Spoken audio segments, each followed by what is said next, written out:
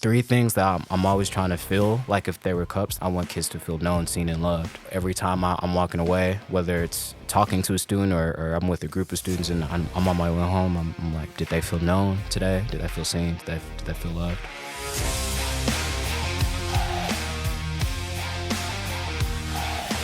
Welcome back to the podcast, the Audacious Faith Podcast.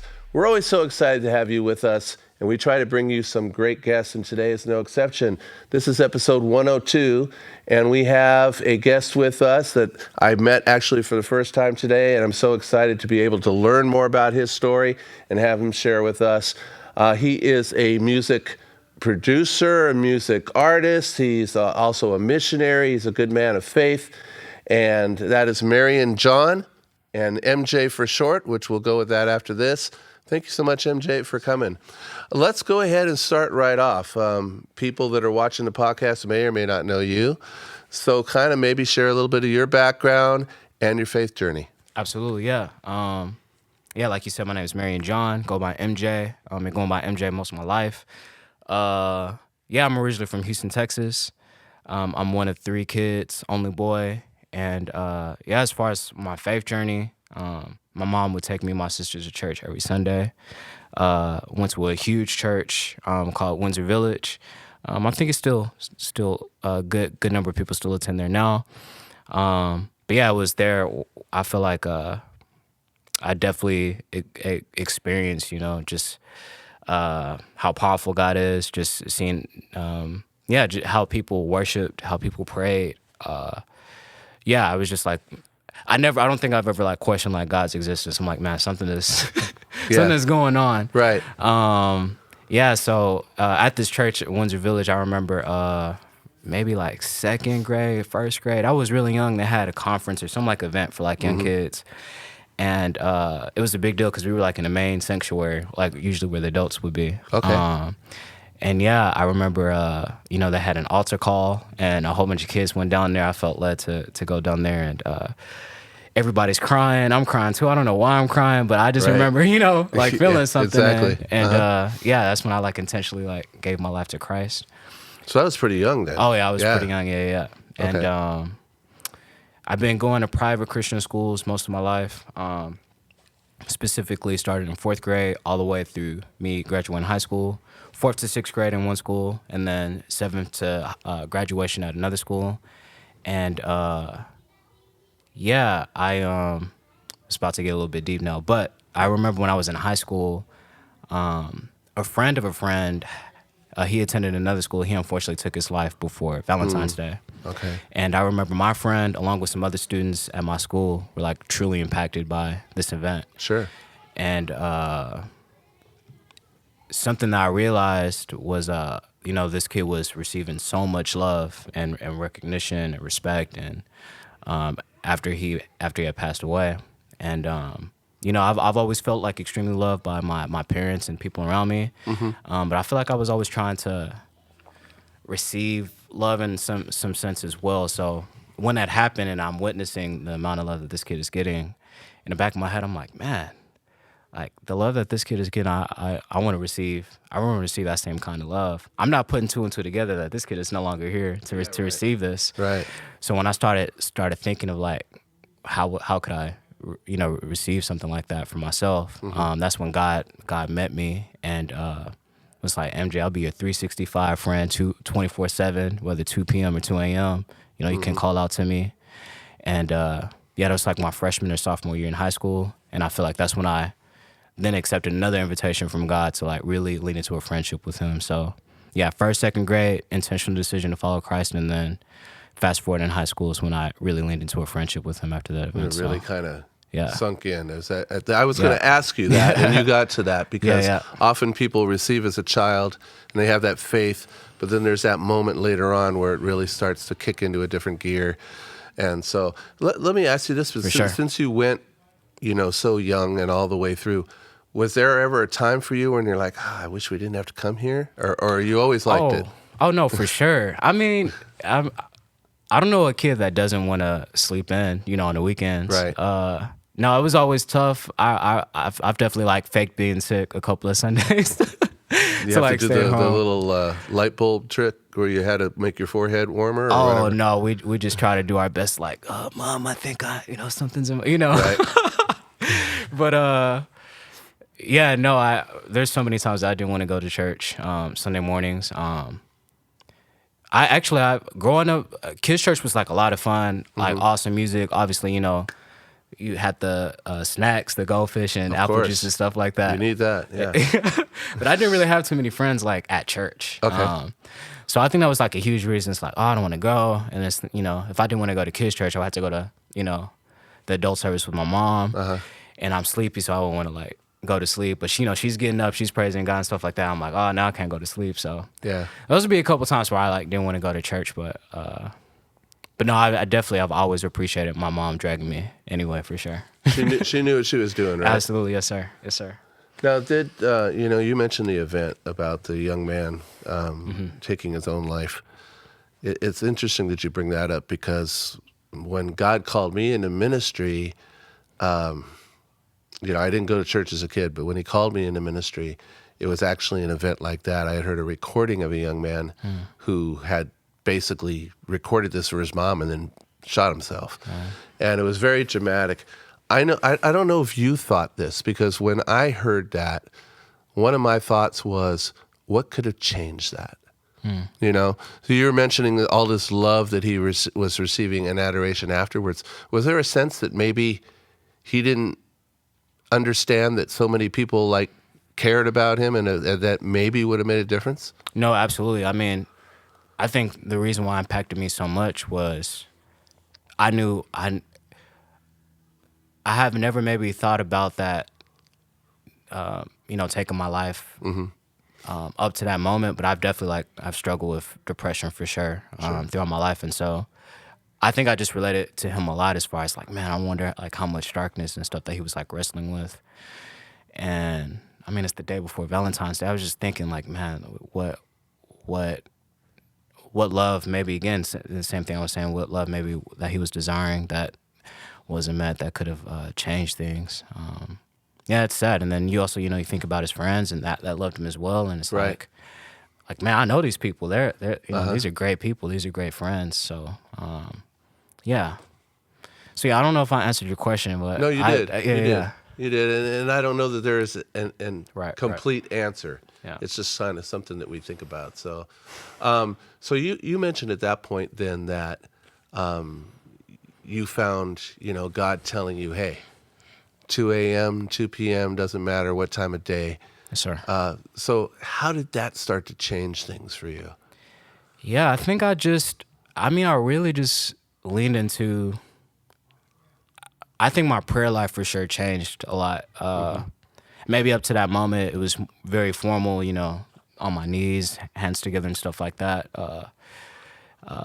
But I think I really just leaned into just really being more comfortable and just really open with God. And I think, yeah, I don't know. I feel like that just really changed a lot of things, just understanding that God meets me where I'm at. Sure. And I think, yeah, I took a lot of maybe just even confidence. My posture just even changed just as far as how I even talked about God with my friends. It was just very relaxed, like he's a friend, So yeah, I feel like that's what shifted for me. Really shifted at that point. After that moment, yes, sir. So now you do a lot with music. That's Yes, sir. a lot of what you do. So how did that come about? Was that something you always wanted to do, or was there a certain point when it just kind of... Yeah, yes, sir. I've always loved music. My dad, both my parents have like amazing musical tastes. My dad's vinyl collection is amazing. I listened to like Antonio Carlos Jobim growing up, and like John Coltrane and stuff like that. Obviously, the church music at church was amazing every Sunday whenever I did go. But specifically, what like really inspired me were two things. Both of my sisters, actually. My sister was in a band at Willow Ridge High School, and I don't know if you ever watched. Have you watched the movie Drumline before? Yes. When I think of Drumline, I think about my sister. Like her high school band was like amazing. They were invited to play at different events and places throughout the U.S. and very young, my sister would take me to like some like band practices and Okay. stuff like that, and I'd just be amazed at all the culture and stuff that's going on. Sure. So that really inspired me to like really like want to pursue music when I was young. And then my younger sister, she got a guitar for her birthday when she was young. I forgot what age, and it just like they got the guitar. She opened it up, and it just kind of collected dust for like a year. Yeah. So I keep like walking That happens past a lot. it, you Yeah. know. Right. And it wasn't like I mean, my parents gave her a great gift, but it wasn't like a super like expensive guitar. It's like a guitar you get at like Walmart or something like that. Yeah. The beginner one. A beginner, yeah, get exactly, started beginner with. guitar. Yeah. And considering it sat there, it's a good thing they didn't pay more for it, No, right? exactly. But I would just keep walking past this guitar, and I'm like, all right, I'm gonna play this now. So I just picked it up. I grabbed like a penny and used it as a pick. Okay. And I like somehow stumbled upon. Any musicians that are listening to this might know this guy. His name is Marty Schwartz on YouTube. He's like one of the like mini guitar like teachers. Okay. I like stumbled across like his videos on YouTube, and I just started learning. At that time, also I loved listening to bands like Linkin Park, Paramore, The Fray, John Mayer, stuff like that. Okay. So it was just like perfect timing. And ever since I learned a couple chords, I started teaching myself like how to write my own songs and stuff like that. And at 13 years old is when I was like, man, I think I really want to do this for the rest of my life. And then at 15 is when I like really started taking that seriously, started recording music, putting it out, find places at to perform 15, and stuff like that. That's Yes, sir. pretty good. Yeah, That's yes, sir. pretty good. Yeah. Now, I'm curious on the songwriting process. Okay. Because, I mean, I've written a very few songs, and it's been a while. Yeah. It's very hard for me to do it for some reason. So I'm curious, what goes into that? I mean, is it just like an inspirational thing, just a natural gift that God's given you? I mean, what's some of the process? That's a great question. I'm sure there's like different ways how people have arrived to songwriting, what works for them.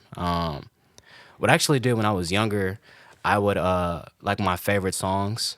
I would actually just like write down the lyrics like on sheets of paper, lyrics to these songs, and I think that like just showed me song structure and stuff like that. I was into poetry a lot, Langston Hughes and stuff. So I think I was just trying to see how the actual like form, like how are people crafting these songs together, and I try my best to kind of copy paste. But I love hip hop, and I feel like hip hop is such an like the purest expression of someone's story, what they're experiencing, whatever they're going through. Yeah. So yeah, I think at an early age I got just really comfortable and just expressing just like whatever I'm feeling and stuff like that. And I don't know, it somehow just turned into To just do it. It just kind of was something maybe you were meant to do. sure, yeah. Kind of seems that way, right? Now, Yeah. now here's another, and maybe it's not always the same answer. Yes, What sir. comes first, lyrics or the music? I think for me it's probably always been music first and lyrics second. Okay. Yeah. So you kind of get that tune in your head, that rhythm, whatever it is, and then kind of build the words into it. Yeah. I mean, right now my writing process is pretty funny. I mean, I make music or I find a track that I really like, and I go into the booth and just kind of record gibberish while I'm really just searching for melodies that I really like. Okay. And then I go back and put words on top of that. So. Got it. Yeah. Okay, because, I know a guy also who Okay. he was at one of a company event we were at, and literally he could just like rap freestyle. out of nowhere. Yeah, Just yeah. like the rhythm would be going, and all of a sudden and I was like, for how do sure. you do that? For I mean, sure. is that something you've been able to do, or have you seen people who can do that? No, when I was younger, when I was starting out, yeah, that's something I could do like pretty comfortably. Okay. I'm probably more into like melodies and stuff like that now, so it might be Gotcha. a little bit harder for me to do that now. But yeah, no, it's definitely a skill, absolutely. Yeah, it's Yeah. kind of almost, I mean, it just seems like that's just not a talent that everybody has. I mean, that's so. How do you then? I mean, you're strong in your faith, and you're using music in a way to reach out, right? So how does the faith tie in? Are you now like there's a certain message maybe as you're going into a song that you're trying to get through. I know some artists I've heard, this is stuff that they've personally gone through. So I don't know if it's that or if you're relating to what, others are going through. What's going into all that? Yeah, no, for sure. Yeah, I think one, as far as like faith tying into music, I didn't even really know that was possible until I really leaned into Christian hip hop. And I was, just, whether people, Lecrae, Andy Mineo, I mean, even people like, or bands like Flyleaf, Switchfoot, stuff like that. Okay. Just experiencing their music when I was younger, just being like, oh, like this is possible. But yeah, just as far as me, again, I love hip hop, especially Christian hip hop, and I don't know, I've always seen hip hop as a reflection of just where you are in life and everything like that. So I try my best just to kind of articulate what does my walk with God look like in that moment. Right. But I love storytelling. I love movies. Some of my favorite directors like Ryan Coogler and stuff like that. So I also want to create some kind of story for people to follow as well. Sure. But yeah, to answer your question, for me, there's like a theme or a story I want to communicate, but it's definitely inspired by my personal, just walk with the Lord, either in the previous season or the season I'm in right now. Yes, sir. Well, I will admit to you, see, I was very big into music, especially growing up, before going into ministry and everything, and now it kind of melds together. Yes, sir. And hip-hop was something that was kind of like not in my normal realm. For sure. I'll be completely honest, when I first heard it, it's like, what is this? I mean, it just was not the music that I was used to. Sure. But I've grown to really appreciate it. And the reason I appreciate it is because I think, correct me if you don't agree, but it seems that hip-hop really, more than other music, has to tell a story. It has to be saying something because it's so linked to the words. A lot of other styles, people just get a tune in their head, and half the time they're not even thinking about what they're saying. But I don't see that you can do that in hip-hop. It seems that the words are much more central. Yeah, no, absolutely. I would definitely say, I mean, I don't know another art form where you can fit so many words like in a song, and since its creation, I feel like it's just been such a huge link to painting a picture of like people's lives, where they're from, how they grew up, stuff like that. So I would definitely agree that usually if someone's a fan of hip hop, lyrics is for sure a big part of that. It's like the way to express the feelings of what's been going on, and people really relate to it. Yep. So you mentioned Lecrae. I was, when did I first hear Lecrae?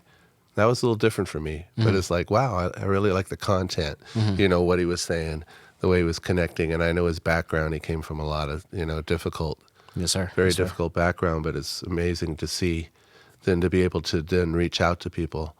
So that's awesome. So let's tie it into youth then, because you do a lot with youth. So let me ask you this. I've asked a few other people that do this as well, and the answers are always interesting. Sure. What are you finding? Because, I mean, I started off as a youth pastor. That's what I did. The teens that I worked with then versus the teens now, it's like a totally different, different thing. Yeah. So what are you finding are the biggest challenges that you're seeing when you're dealing with young people? Yeah, man, that's such a good question. To be honest, I feel like I'm still trying to, figure that out. Yeah. There's this this guy that does apologetics, and he's also a poet. His name is Preston Perry. Okay. He has this quote. I might butcher it a little bit, but he's like the better questions that you ask someone, or the more you ask like good questions, the better you'll know like how to serve someone. Okay. So I feel like I'm still trying to learn how to ask youth, especially the ones I'm serving, like just good questions, so I know how to serve them better. Okay. But yeah, I mean, I feel like. Were you about to say something? Well, no, yeah, go for it. Something came to my mind. Yes, sir. As you mentioned that, and that is this: what's better with youth? telling them what they need to know, or listening first? Because that's what you just brought up. You're asking questions. I think a lot of youth feel that nobody sees them. For sure. Nobody understands Absolutely. them. Everyone just assumes. So are you finding then by asking questions that maybe they're even shocked that you even want to know? Mm-hmm. No, I'm definitely, whenever I'm around youth, I want to listen more than I talk. Obviously, so I teach kids music, so definitely I'm always, instructing and stuff. But, I want to know what they're into. I want to know what they're not into. I want to know what they think is cool, what they think is not cool, what they think is for them, not for them. I'm definitely in the seat of listening, so I can then figure out, what's the best way to serve them, what's the best way to communicate God's, love for them. Sure. But I agree. I feel like three things that I'm always trying to feel, like if they were cups that I'm always trying to fill, is like I want kids to feel known, seen, and loved. Okay. So every time I'm walking away, whether it's talking to a student or I'm with a group of students and I'm on my way home, I'm like, did they feel known today? Did they feel seen? Did they feel loved? But again, I don't know if I'm answering your question. You are. In fact, let me relate it to something, and Sure. maybe you've had it. A couple of years ago, like I told you earlier, I coached girls basketball. So there were girls that came into the gym for the first time. It was this pair of sisters, okay? And the one, she seemed kind of just a little confused, wasn't quite getting it. And for some reason, I had this sense. I mean, I didn't care really whether she was a fantastic basketball player. She really wasn't. She didn't know what she was doing. Sure. But I had this sense that the way I needed to help her and the way I needed to be understanding was going to make or break whether she ever showed up again. Right. And for some reason in my mind, it was like, she needs to show up again. Yes, sir. So do you get that sometimes where it's like, okay, it's not so much the content of what's going on here, it's that I need to build trust. I need to show that, hey, I'm not going to make you feel uncomfortable. It's actually, you know what I'm saying? No, 1,000%. No, I tell my volunteers all the time, if a student shows up, to receive guitar lessons, and most of that time was just them just talking about their day at school or the week or something, like that is a win in my book. Like sure. I don't even care like if they learned guitar that day.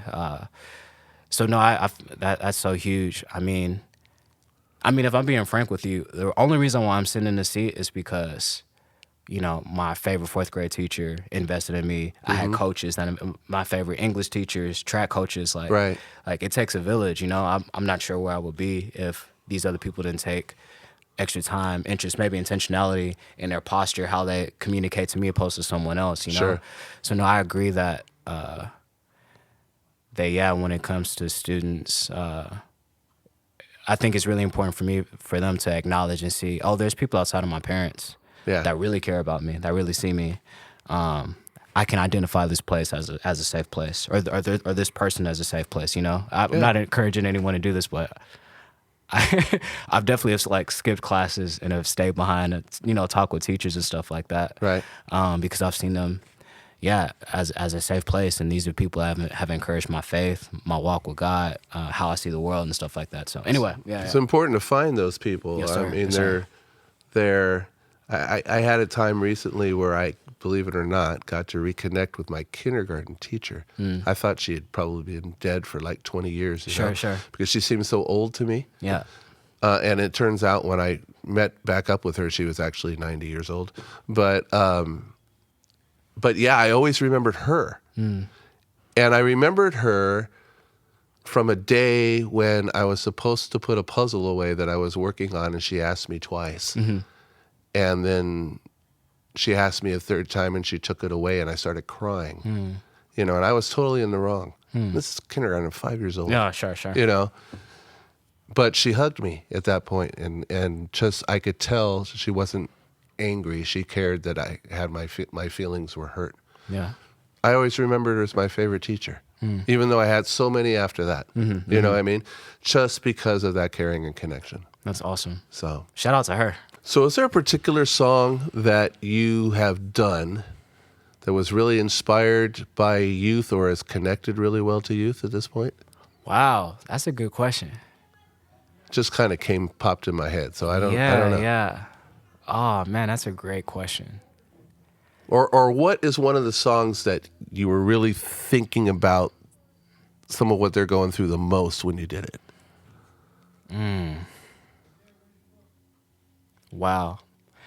Well, one song that immediately comes to mind is I have this song actually called Forever Young. Okay. And it's just I don't know, it's just kind of like this. When I moved out here to LA, I was 18, and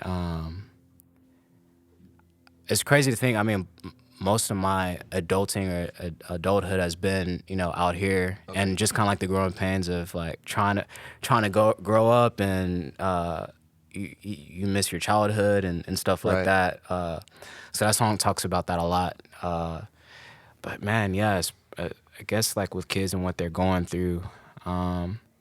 You know what? Actually, I recently made the song, and it'll be out soon. Maybe the day after this is put out, or a couple days after this is put out. Called "Walk with You." Okay. And there's a school called Heritage Christian. I don't know. Have you heard of this? It's in I think Granada I've heard of Hills. it. Yeah. Uh-huh. They've actually invited me out a couple of times to do chapels, and then Okay. I'll perform like a couple songs and stuff. And, Great. Before I would go out to speak to them, I would always just like make a new song. That was like connected to like the theme or word for the month or something like that. Okay. And I made this song called "Walk with You."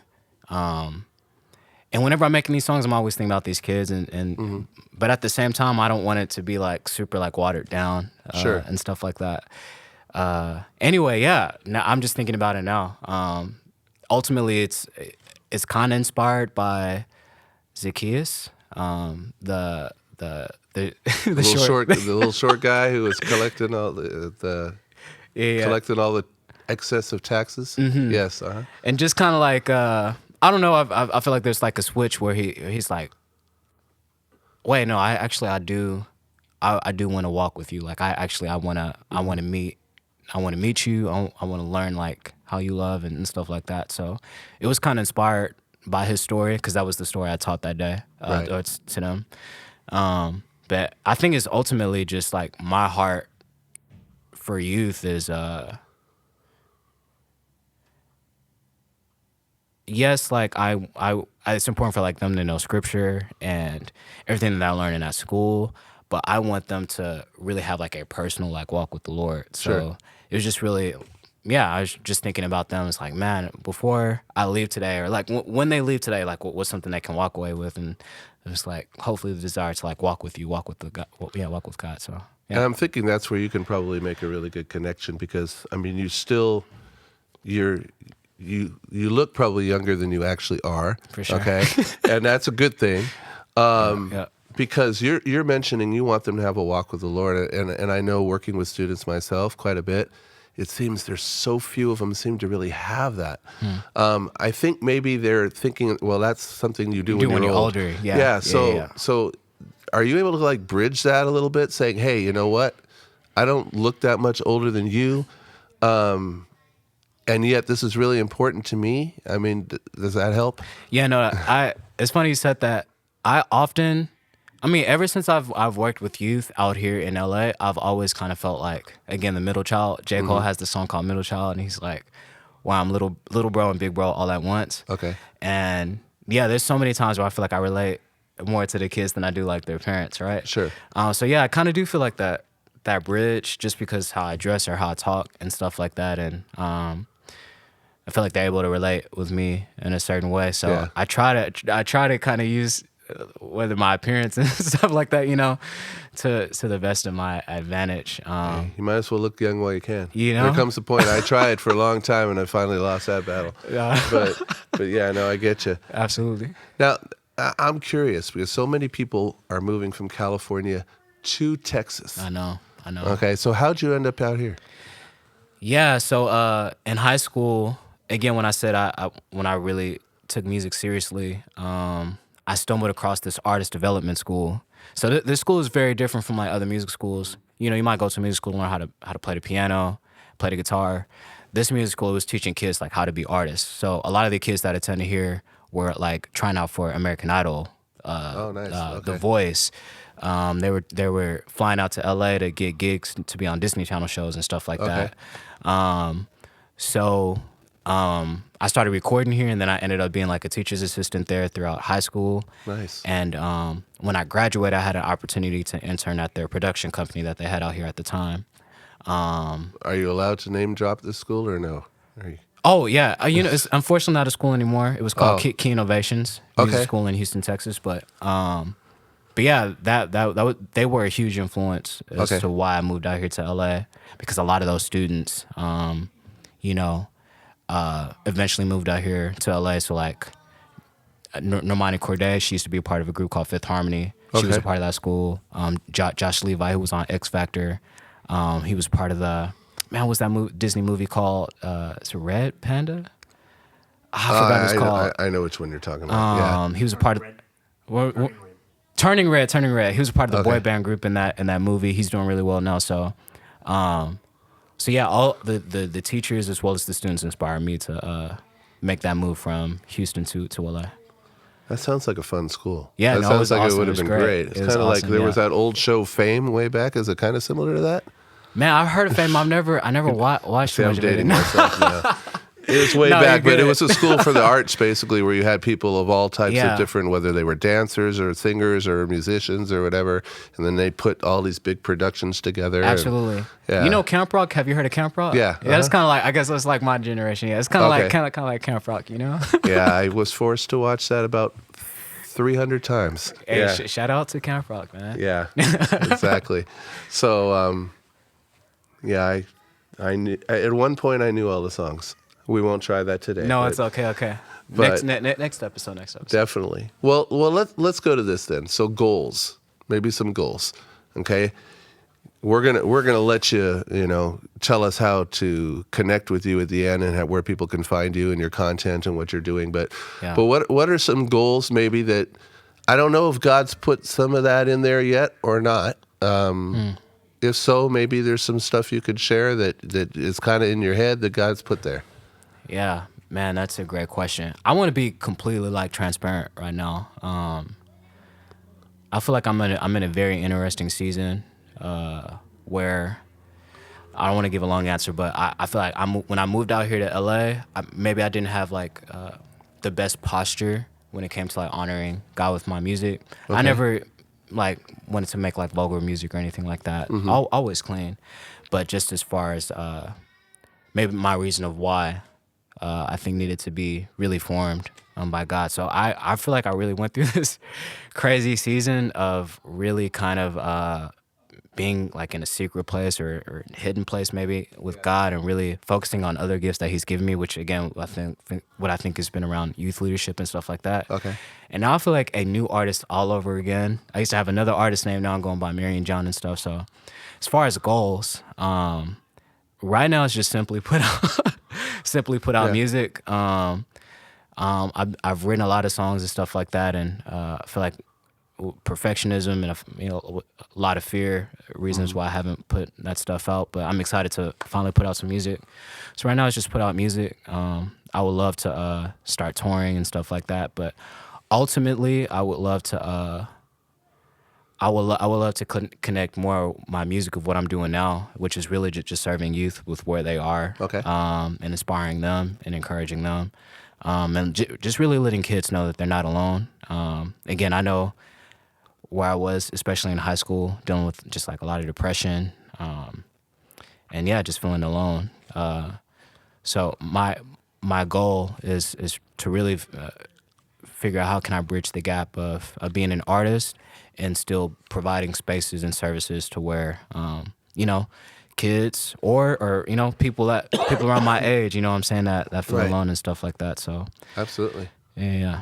So I can see where you're going. That's great. Yes, sir.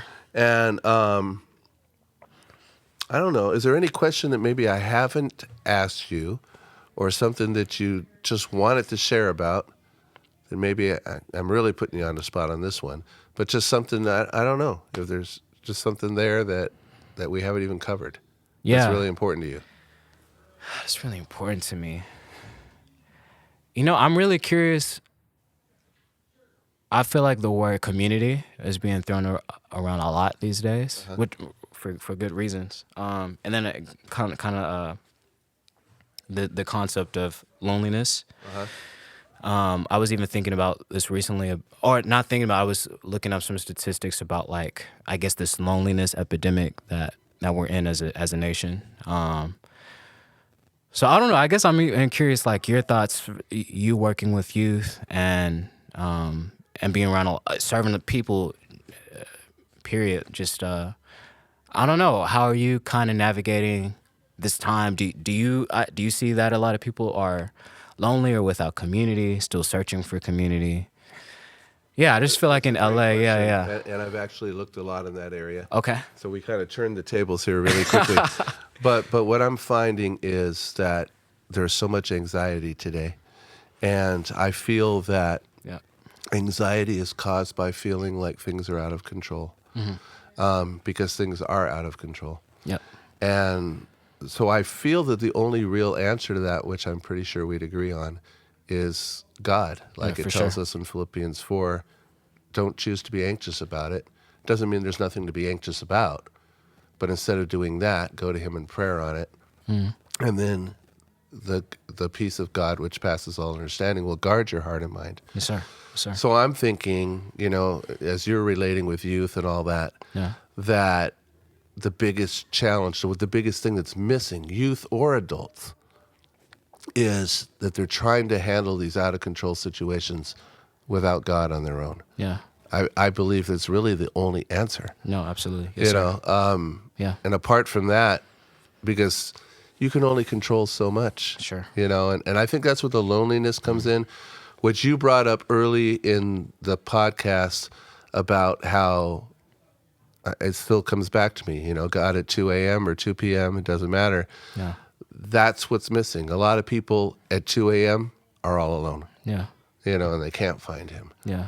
So who knows? Maybe that'll inspire another song. I don't know. No, for sure. That's really, it's an epidemic at this point. Yeah. So, that's good. Yeah. Well, Yes, sir. we're going to finish this up, but I'm going to give you this opportunity. Totally led by the Spirit here, all right? This could be seen right as we put it out, or it might be a year or two from now. There's going to be people that are watching this. Who knows? I don't know who God's going to lay on your heart right now. But they don't have the relationship with God that you and I have. They're still searching. They're feeling that loneliness we were just talking about. They're feeling that emptiness. Maybe everything is out of control in their life, and they're feeling desperate. Yeah. How does faith change that, and why should they look to Jesus at this time? I'm going to let you look right at the camera, and you just talk to them. Yeah. Well, first, I would just want to say to, if you're that person, you feel like you're in that dark and heavy spot. And one, I'm sorry for everything that, has transpired in your life, or even in the season today, even. And I want you to know that God sees you, even in this moment. And to even relate to you, 2021 was like one of the hardest years of my life. But I feel like it was in that moment where also, again, just to continue to experience God as a friend. And something that I'm really carrying with me every day is that God still cares. He has not forgotten you. And he will not give up on you. So I just want you to know that whatever you're going through, that God still cares. He loves you so much. And I would just encourage you to call out to him. And I think you might maybe might be shocked by how God will respond and will pursue you in response to that. So don't give up. Know that God loves you, and hang in there. I promise everything will be okay. Awesome. Now here's our final question. Yeah. Maybe somebody wants to connect with you. Maybe they want to follow your music, or maybe they want to send you a message because they just see you as someone that they feel would understand and that they can relate to. What are some of the best ways to follow you and also connect with you? Absolutely. the best way right now is Instagram. My handle is ITSMARION It's Marion John. Again, that's my artist name, Marion John. So follow me there. Send me a DM. If you're not, if you're not into like social media or anything like that, you can also send me an email at finallymarion, FINALLY Marion at gmail.com. And yeah, I'll be releasing music again around the time this is out, or a couple days after that. I'm really excited for you to listen to and hopefully encourage you. Yeah, I just encourage everyone to walk with me as I walk with the Lord, and yeah, see what happens. Awesome. Well, I've enjoyed the podcast. Yes, I sir. appreciate your time today. And we're going to look forward to some of the things that God's going to have you do in the future as you continue to grow and reach out. Maybe you're out there and even it's a Christian school or a church or some type of ministry. You have a youth ministry out there. Maybe you have some camp programs that even are going to be there. And you're thinking, hey, MJ might be a great fit for that program. I encourage you to go ahead and reach out to him and make that connection. Because I know you'd love to go ahead and do you, that. sir. Yep. Yes, All sir. right. So this has been the Audacious Faith Podcast. I hope you have subscribed. If you have not, please click the subscribe button right now before this thing is off. And make sure to share all these episodes, including today, with all your friends and family. God bless you, and we will see you next time.